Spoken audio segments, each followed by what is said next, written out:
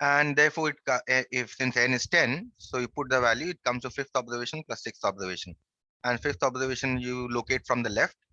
If you see, fifth observation is 22 and sixth observation is 26. So fifth observation from the left is 22, fifth observation from the left is 26. Why from the left? Because we are arranging in ascending order. If you arrange in descending order, then you can take it from the right. But for uniformity sake, we always arrange in ascending order and we take from the left, because we start writing from the left only. That's why. Okay. Next is quartile. Now, for quartiles, we are going to follow a standard formula. Q1 is equal to n plus 1. You will first write n plus 1. Okay. You will not follow the class 10 formula that you have done for quartile. This is the one that you will follow for here, because here we are talking about huge number of observations.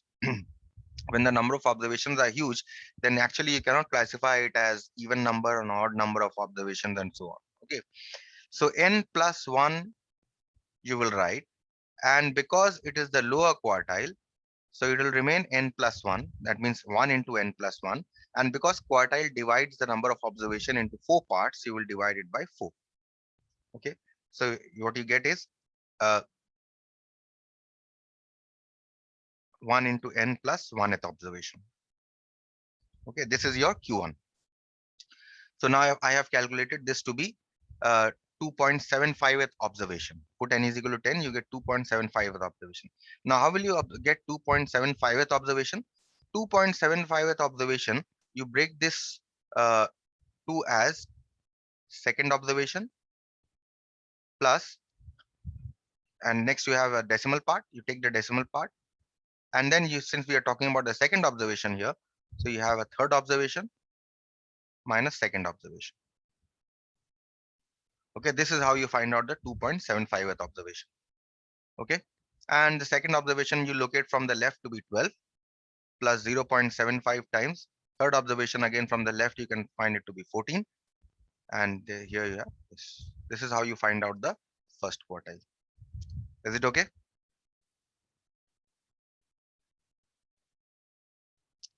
Next is upper quartile or third quartile. You already know that this lower quartile is also called the first quartile, right? Lower quartile is also called the first quartile. Upper quartile is also called as the third quartile. Remember these, okay? Important for your multiple choice. Now for Q3, if you want to find out Q3, you write n plus 1, and because you have a 3 here, you give a 3, and because quartile divides the number of observations into 4 parts, you divide it by 4 observation. And then if you put the value of n is equal to 10, you get 8.25th observation. Now again, 8.25th observation can be written as 8th observation plus 0.25 into, because 8th observation is there, so you write 9th observation minus 8th observation. Okay, any question till this part? No, sir. Next we come to the concept of deciles. Okay, so here we have to find out 8 decile. Decile is normally denoted by D. So 8 decile is denoted by D8. Okay. Again here, in order to find out 8 decile, you will write n plus 1. And because you have an 8 here, you will multiply this by 8. And because decile divides all the observations into 10 parts, you will divide it by 10. And you will put n is equal to 10 here to get this as 8.8 observation. And you will follow similarly. This is equal to 8th observation plus 0.8 observation, 0.8 into 9th observation minus 8th observation. Okay, this will give you 8 decile. Next, 61st percentile. Percentiles are denoted by P. Okay, and because it is 61st percentile, we'll write this as 61 as the subscript.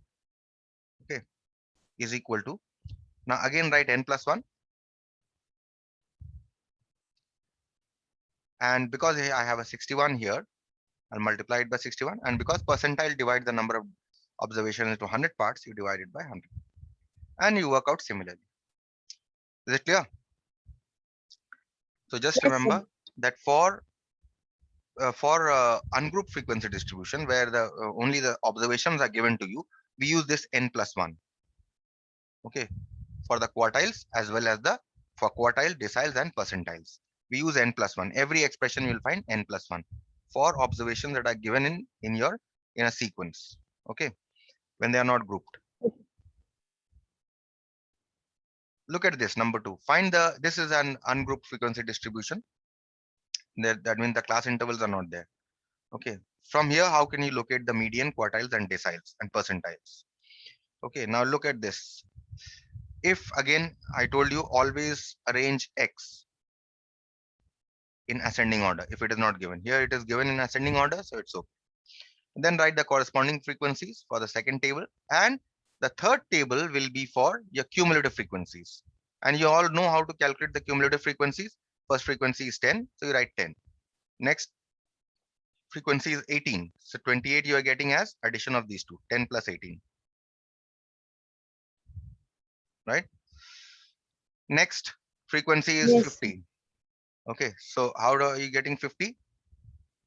You add this 28 with this 22 to get 50. Or what you can do is you can add these three also to get 50. Okay, and similarly you write down the cumulative frequencies for all the observations. You have done cumulative frequency in the last class also, so I hope that shouldn't be a problem.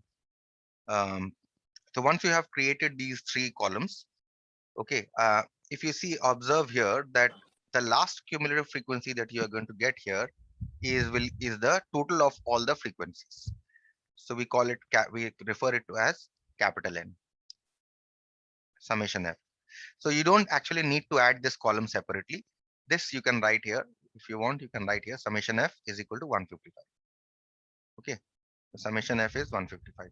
We will locate the median, quartiles, percentiles, and deciles only with the help of this N or summation F.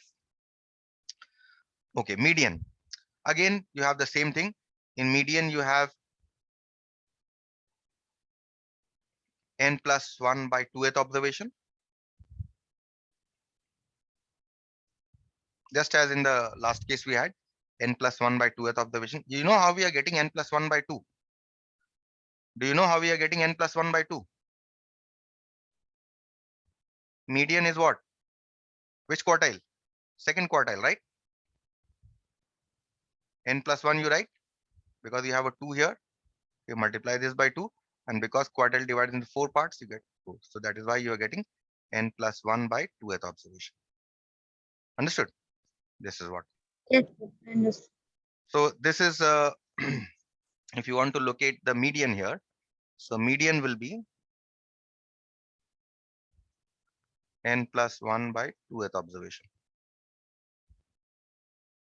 Okay, put the values 151 plus 1 by 2th observation, which comes to 39th observation. Now this, after drawing the table, this is what you are going to find out. Which observation is the median? Now we are going to look at the table once again. If you see 39th observation lies here, right? Between 28 and 50. That means this is your median class. This class is called the median class. And the median will be 5. Clear? We'll be using Sir, this logic. Tell me. Sir, 155 plus 1 by 2 is 78. It Okay, is not 78. 39. Okay, my Yes. mistake then. Fine. If it is 78, then I have wrong calculated this. So 78 will lie somewhere over here, right? Then this will be your Yes. median class. So that your median will not be 5, instead it will be 6. So this is your 70. How much did you say? 78. 8. Sir, you have written over there. Okay. This was quartile. Sorry, my mistake. Yes, sir. Okay. Anyway, so this is correct. And this should also be correct. We'll see. So this is called the median class.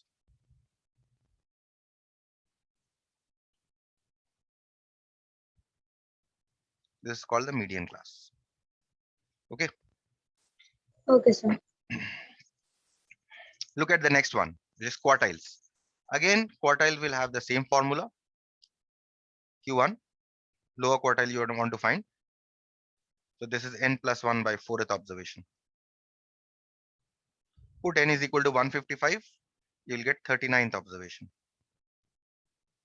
So in 39th observation, 39 lies between 28 and 50. So this class will give you your lower quartile. Okay. And what is the lower quartile? 5. 5. Okay. Yes, sir. Next one. Similarly, you can find Q3 also. Q3, let's see what is there. Q3 is thrice n plus 1 by 4th observation, which you're getting how much? 117th observation, right? So 117 you try to locate here. 117th is here between 115 and 130. So this is the class that will give you your upper quartile, and upper quartile is 6.5. Explain. And finally, what you have, so quartile we have found out. Next, let's find out the D4, which is the fourth decile. D4. So again, 4 times n plus 1 divided by 10 observation. This comes to how much? D4 comes to which observation? I found D3. In the question they have said D4. Anyway, so this is 4 times.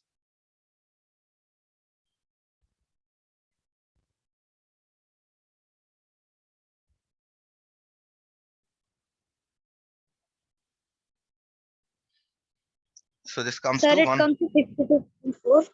How much? 62.4th observation. 62.4th observation. Okay. So if it comes, then try to locate this 62.4th observation here, somewhere between 50 and 75. So this class will give you your fourth decile. So this is your fourth decile. Okay. Yes, sir. And finally, you have 85th percentile, P85. 85 into n plus 1 divided by 100. Put the value, n is equal to 155. You get 132.6 set observation. So again here you try to locate 132.6. 132.6 will be here between 130 and 40. So this class here will give you your 85th percentile, which is equal to 7. 7. Okay, so that's how you locate median, quartile, deciles, and percentiles for an ungrouped frequency distribution. Let's see what you do for a group frequency distribution. Now, for a group frequency distribution, the fundamental formula that we use here is for median. For all the other formulas actually come from median. Median MD we write as L plus C by F into N by 2 minus F. Now see, all the other formula, that is for your quartiles, for your deciles, and for your percentiles, all you can do from this formula only, from the formula for median. So you only need to remember this formula. Okay. So first of all, when you get this frequency distribution here, group frequency distribution, in the first column, you will write only the lower limits: 10, 20, 30, 40, 50, 60, 70. Okay, only the lower limits. Okay, lower limits of the class boundaries. Next, what you are going to write is the frequency. Okay, and next you are going to construct the frequency cumulative frequency table. So 3 columns. So one will be 1, then next will be 1 plus 3, which is 4. This the next will be 4 plus 11, which will give you 15, and so on. Okay, cumulative frequency. Yes, anyone has any question? No, sir. Okay, median. If you see this n by 2 here, once you have made this table, you will calculate this. Median is equal to n by 2th observation. Remember, for a frequency distribution, the formula is always n by 2 plus 1th observation. In all these, what were we doing? We were taking n plus 1, right? But Yes, for sir. a group frequency distribution, it will be n by 2th observation, not n plus 1 by 2th. Okay. So median is equal Okay, to sir. n by 2th observation. which is equal to 120 by 2th observation, because that last figure for your cumulative frequency will give you a total frequency, which is equal to 60th observation. Okay, so once you have calculated which observation is your median, now you will try to locate it in the table. 60th observation, if you see 60 in the cumulative frequency table, 60 lies between 36 and 79. So this is your median class. Understood? Yes, sir. Okay. Now, L, if you see this L is the lower limit of the median class. So L becomes this 50. Okay. So L is equal to 50. C is the class width. What is the class width here? 10 to 20, 20 to 30. What is the class width? 10, right? F Yes, sir. is the frequency of the median class. What is the frequency of the median class? This rectangle that you see, which one is the frequency? This one. 43. 43. Frequency of the median class. Okay. Next, capital F. Capital F is the cumulative frequency just above the median class. Now, in this case, if you see this rectangle here, this is the median class. Just above this median class, what is the cumulative frequency? 36. 36. So this is 36. And you simply plug these values here, you will get the median. Clear? Yes, sir. Next, we come to the next part, which is first quartile or the lower quartile. Now, for the lower quartile, you just need a small modification in this formula, Q1. L will remain the same, C by F will remain the same. And this time, the lower quartile will be N by 4. In all the other ones, you had what? N plus 1 by 4, right? Here you have N by 4 minus F. And you proceed exactly similarly. Understood? L is the lower limit. Now you'll try to locate first. Okay. Let me just write this formula a little later. Q1 is equal to N by 4th observation. That means 120 by 4th observation. That means 30th observation. Okay. So now you try to locate the 30th observation. Which one is the 30th observation? Where will it lie? It will lie here, right? Between 15 and 36. So this class will give you your Yes. lower quartile. So what is L here? Lower limit. Lower limit is what? 40. 50. Class width remains 10. Frequency. What is the frequency in this? 21. 20. Right? And what is the cumulative frequency just above this class? 15. 15. So now therefore Q1 you can calculate with the help of this formula. Same formula for median, except that we are going to change this component because we are calculating the quartile. So L plus C by F N by 4 minus F. That will give you your lower quartile. Okay. Let us see the upper quartile.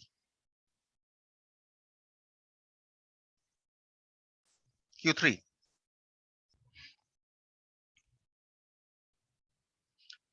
For Q3, you first locate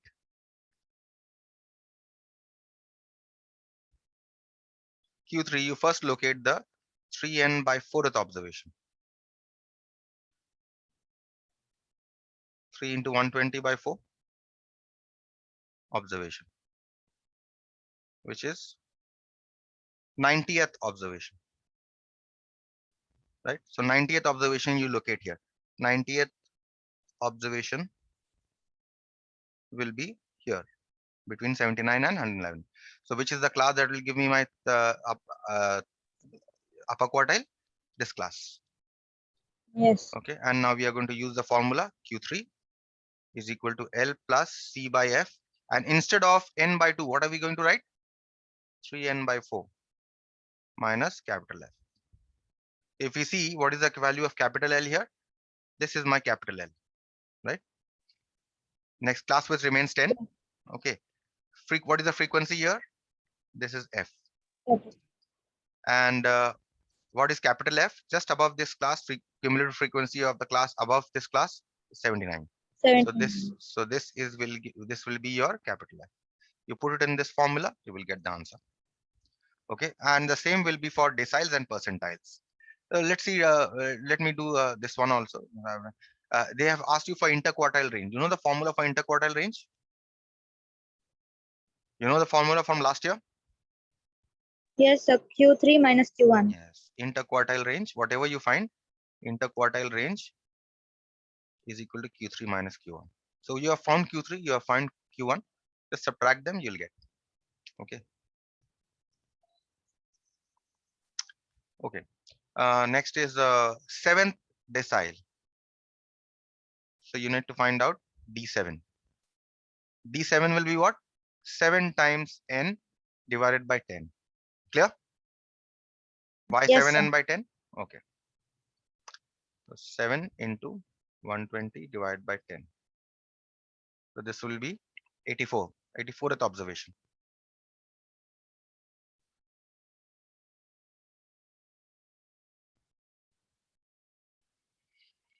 Okay, let's try to locate the 84th observation. So 84th observation will be between 79 and 111. So this class will give you your 7 decile. Okay. So D7, now the formula is, you modify the formula for median, L plus C by F, 7n by 10 minus capital F. Okay. So what is L here? L here is 60, lower limit, right? Class width remains 10. Frequency is 32. 32. And what is the cumulative frequency here? 79. So this is your capital F. This is your small f, and this is your L. So if you put these values here, you will get the value of 7 decile. Percentiles very quickly. 60th percentile, E60 is equal to 60n by 100th observation. If you put it, what have we found here? How much is which observation? It is mm,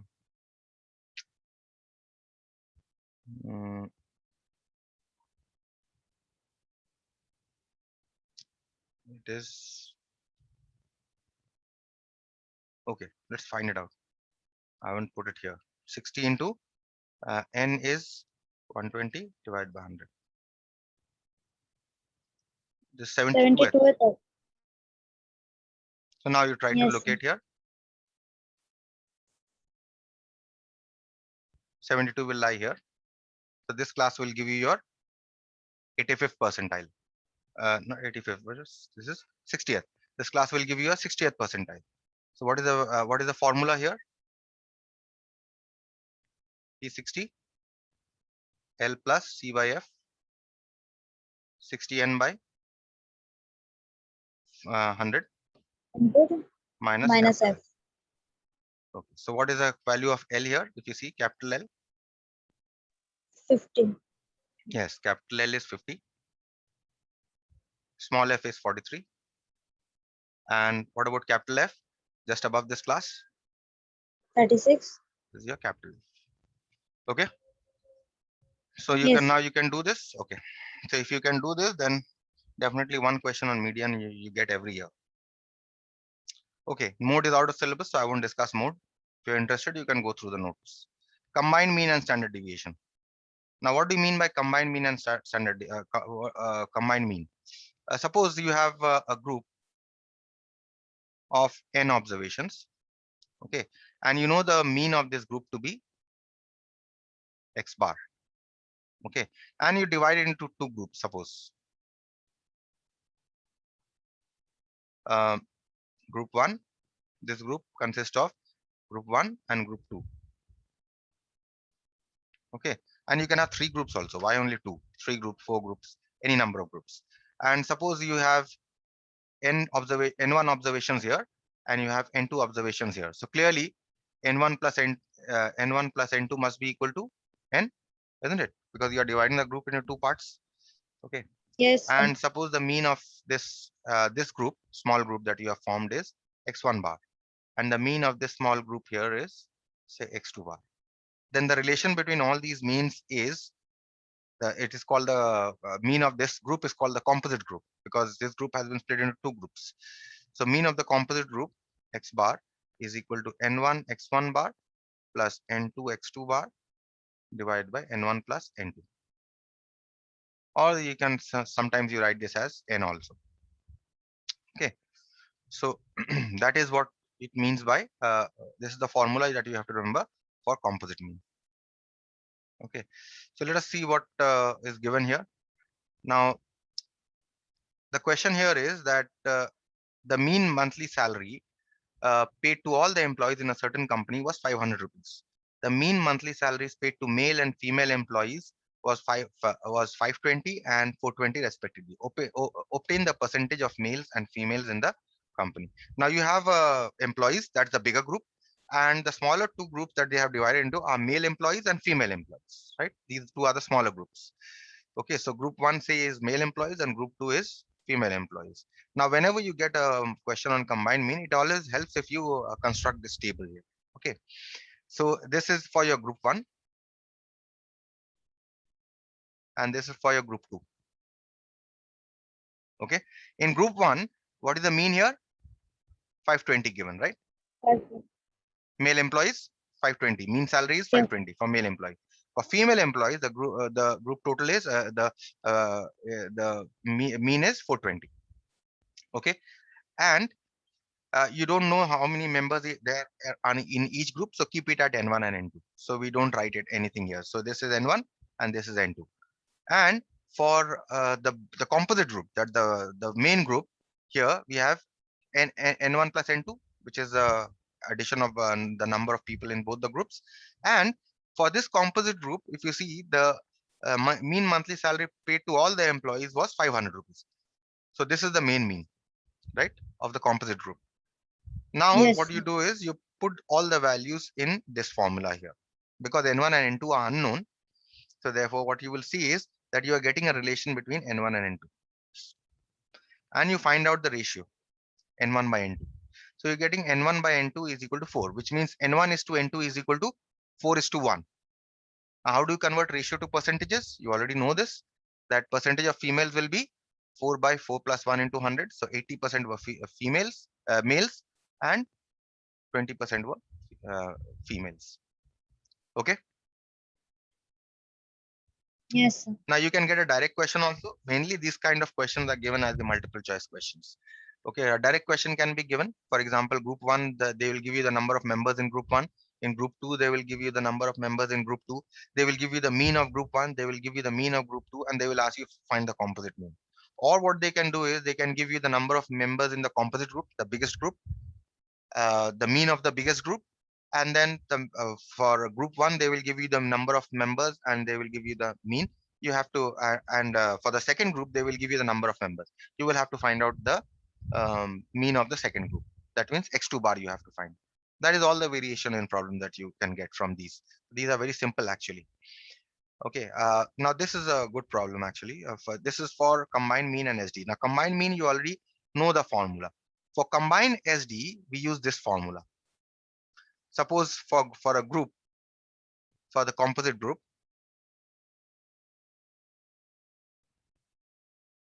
you have sigma SD equal to sigma. Okay, and this group divided in two parts. Group one, same as the mean, where standard deviation is sigma 1, and group 2, where the standard deviation is sigma 2. Then we use this formula to calculate the standard deviation. Now here in this formula, what are D1 and D2? These are new notations. D1 is x bar minus x1 bar, or this is sometimes also written as x1 bar minus x bar, whichever way you can take. Why whichever way you can take? Because ultimately you are squaring here. If you see, right, d1 square and d2 square, so value will be the same whether it comes out to be negative value of d1 or positive, it does not matter. Ultimately you are squaring, so it will become positive. Okay, so whether you take d1 is equal to x bar minus x1 bar or x1 bar minus x2 bar, it is the same. d2 is similarly x bar minus x2 bar, or x bar x2 bar minus x bar. Okay, any way you want to take. Now look at this problem here. Again, for this kind of problem, you are going to construct this kind of a table. If you read the problem, main group is here on the left side. Okay, so composite group.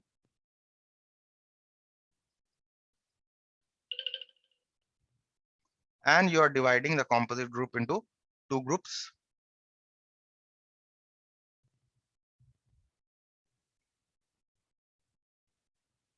Group 1, group 2. Now, if you read the problem, the means of two samples of sizes 500 and 600 are 186 and 175.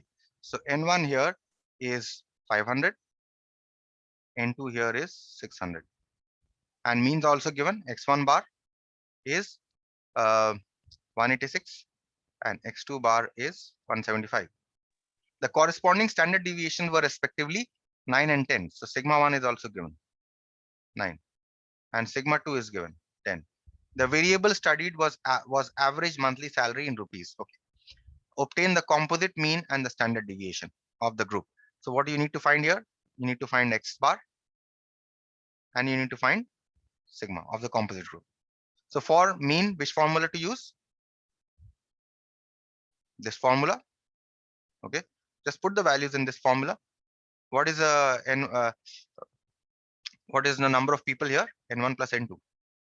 I mean the number of samples here, 500 plus 600. This will be 1100. Right? 11. So you put it here in this formula. N here is nothing but N1 plus N2. Okay. And you will get the mean of the composite group. Now for standard deviations, similarly, you work out, put all the values and work out D1 and D2 and put the values. If you see D1, I have worked this out to be -6 and D2, I have worked this out to be -5 because the mean of the composite group X bar minus mean of the first group. D2 is mean of the composite group minus mean of the second group. And if you see, I have put the values here -6 and I have squared it. So -6 ultimately I am squaring it. It is ultimately becoming positive. So whether you get these two as positive or negative, it does not matter. Okay, because ultimately you will be squaring. But the difference, you cannot make mistakes in the difference. I mean the calculation. Okay. So that is what. And once you have calculated the standard deviation, you can calculate the variance also. Variance is the square of the standard deviation. Okay. Yes. And the second part of the question, it states which group has a better consistent salary structure. Okay. So for a better, you just remember that for a better structure, you need to calculate the coefficient of variation. You know the coefficient of variation is sigma 1 by x1. You see, for a coefficient of variation for the first group is 0.08. The coefficient of variation for the second group is 0.089. Now, if you see coefficient of variation for the first group is less than the coefficient of variation for the second group. That means the variation in the salary for the first group is lesser than the variation for the salary in the second group. That means obviously the first group has a better salary structure. Okay. Clear? Yes, sir.